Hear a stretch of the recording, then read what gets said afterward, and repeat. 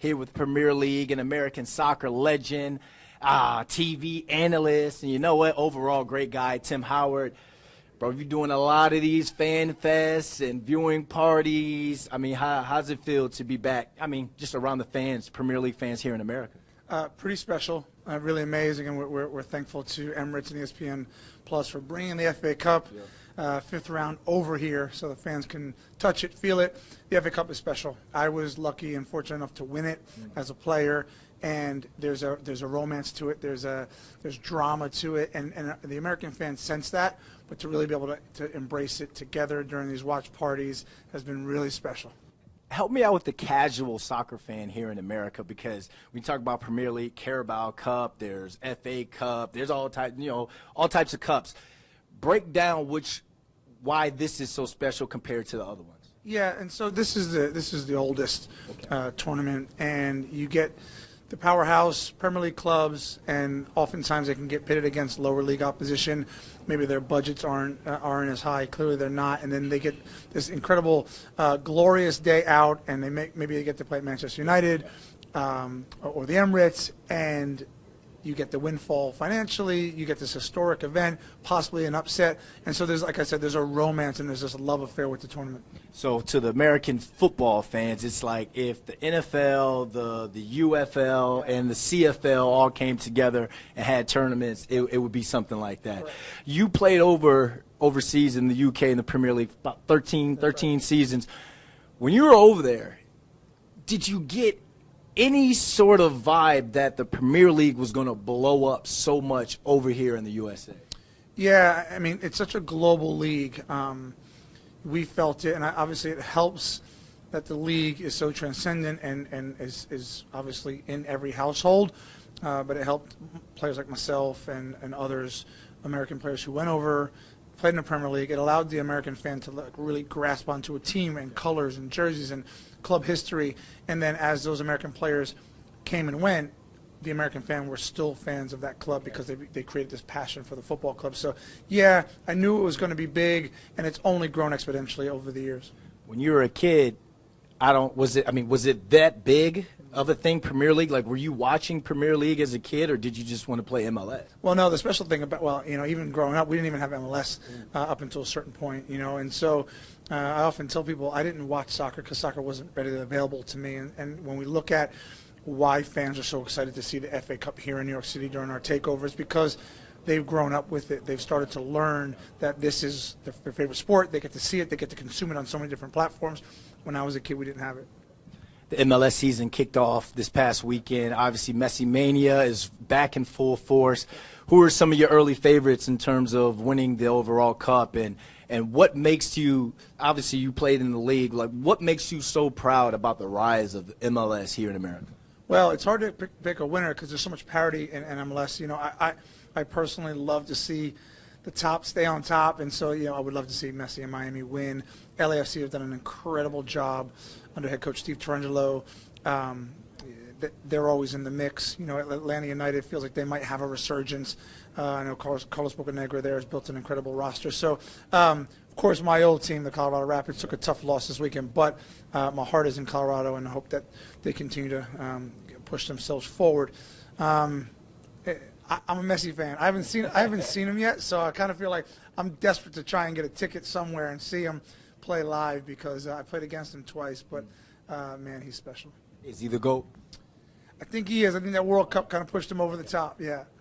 So when it comes to like young players that are in the MLS now, who do you see kind of making that jump across the pond and being the next Tim Howard, the next Clint Dempsey? Really tough question, because I think when you look at some of these young players, so many players have tried and failed, and it's about consistency, it's about maturity, and you're allowed to make mistakes. But again, such an incredibly tough question because it's also about we as Americans can say we like this kid, he's really, really good, but we don't actually know what the European scout wants from that particular player. So it's just a matter of who and when. And I think when I look at the rise of MLS, it's you pose a great question, like when are we going to see the next big star? That's an amazing question that we can actually pose because there was a time in MLS in its infancy didn't even have the opportunity to make those arguments. We couldn't export players, and I started playing in 1998 in basically its infancy, and I've seen the rise of fan groups and soccer-specific stadiums and world-class players coming into our league, and it's been really special. Yeah, you're one of the OG MLS guys, man. Forget the Red Bulls. This dude was on the Metro Stars. They were the Metro Stars playing at Giant Stadium. I got 10 stats or 10 facts about Tim Howard. We're going to see how much Tim Howard knows Tim Howard. You got like an alter ego or a nickname? I don't. Thankfully, I don't. Not even in the locker room? Not like what the guys call. I was B. London when I played. No, they call me a lot of things that I can't say on camera. light skin. They used to call me light skin. They call us light skin brothers all the time. Like, you light skin, bro. All right, I got 10 cool stats, facts about yourself. Let's see if you could get these things right. Obviously, today is the 5th round of the FA Cup. We'll start with that. Career FA Cup appearances. What number is that? I'm gonna. Oh God. I played 13 years. Had two runs to the final. 30? Is that too much? 30. That's way too much. It's 12. 12 FA Cup appearances. No, 12 FA Cup appearances? Wow. I overshot. All right. It's all good. Shoot your shot, ladies and gentlemen. Premier League career appearances. There's a lot on this one. Way more than 30. Yeah. I think I had 399 at Everton. Am I in the fours, or did I overshoot there?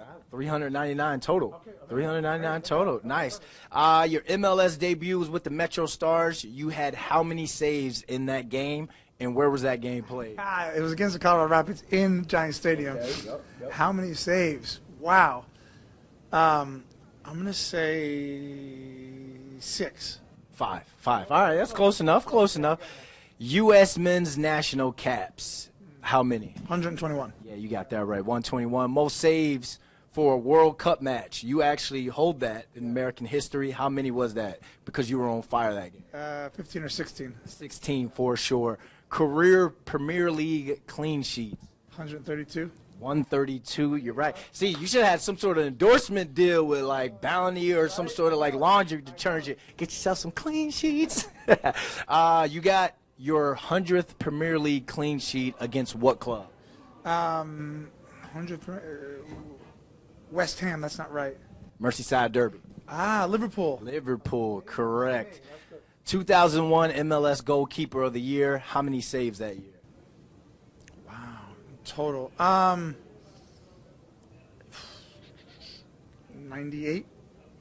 146. You also won another award that year, humanitarian award. So which trophy is sitting in the front of the house? Which one's in the back of the house? Humanitarian is nice. That's a good one. But I tell you what, as a sportsman, goalkeeper, yeah, it's special. All right, last two, career Premier League goals. 1. Explain that for me. Our producer was like, how does a goalie score a goal? Not very often. Kicked it a long way. It was windy as heck, and got a bounce, and it was wet and yucky, and never happens, but it happened there. You do a celebration? I didn't. I didn't celebrate. I would next time if I scored, but no, I didn't. It was so weird. Last but not least, career Premier League assists. 2 or 3. I just answered this. 3. 3. Correct. Tim Howard knows Tim Howard, man. Well, we appreciate you sitting down with this, man, and we appreciate what you've done not only for the game here in America, but globally as well. You are an American legend and icon, my guy.